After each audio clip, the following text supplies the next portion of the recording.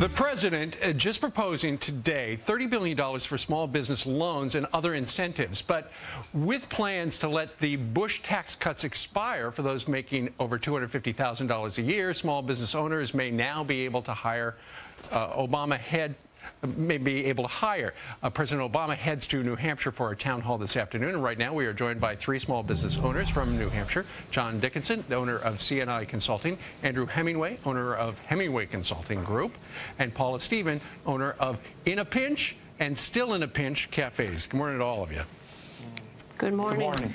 All right, John, let's start with you. I understand that and it sounds like the Bush-era tax cuts are going to expire, you're going to get hammered, right?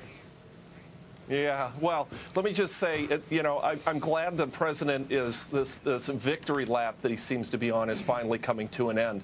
I've been waiting a year to hear his plan for helping small businesses prosper and for creating jobs. All right. And we had finally hit our stride in 2008, and we paid off debt. Right. And we had a little left over at the end of the year. And we planned on reinvesting that in the business and getting a software engineer to help us grow. And instead of being able to do that, I'm paying a massive tax bill that I got. And I'm telling you, we suffered when our company was first starting out. We didn't make a lot of money. Right. And we finally see a profit. We see a little bit of reward. And the government swoops in and takes it, and it really affects our ability to grow our business. Now, Andrew, you're going to be at the town hall in Nashua later today. I guess you're one of the rich people that they're talking about. If you or your business makes over $250,000 a year, how do you feel about these tax cuts going away? Are you a rich person? Well, no. I mean, I'm not a rich person, and my wife will verify that. But you know, these tax cuts that Bush put into place are really at the crux of this entire issue. And what we've been hearing from President Obama is about jobs, jobs, jobs. The problem is that so far it's just rhetoric, and really it's the same campaign rhetoric that we heard about with when Joe the plumber came on the scene. And if he's going forward, Andrew, if they do sunset these tax cuts, will you be able to hire new employees? Because that's what the president wants to do, is jobs, jobs, jobs. Well, no. I mean, of course we wouldn't, and you know, it impacts business across the board, not just my business, but a number of businesses, and of course we would say, you know, we're not going to be hiring more employees. Sure. We're not going to be, you know, trying to add people. We're going to be, you know, really hurt by any sort of situation like this, and trying to really just make it in the economy the way it is right now. All right, Paula, going forward, how will this impact you?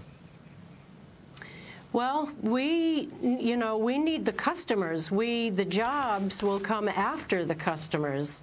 We need the revenue coming in. We need the fear going away. Right. And it's all a round robin of effect. And we need the customers, and then we could hire the employees.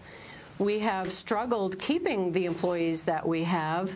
They do an excellent job. I'm working a lot more hours, so is my business partner, and you know, we just need to stay focused on the work. Sure. I can't even begin to think about all that other stuff. It's not relevant at this time. Everything is out of control.